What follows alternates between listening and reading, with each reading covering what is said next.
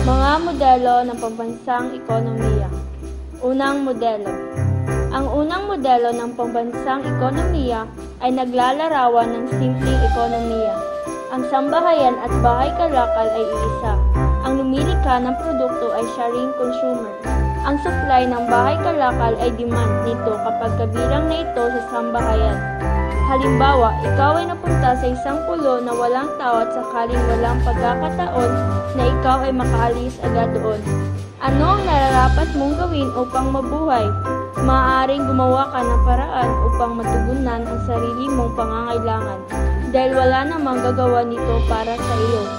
Ikaw ang maghahanap ng pagkain, gagawa ng sariling bahay at bubuo ng sariling damit.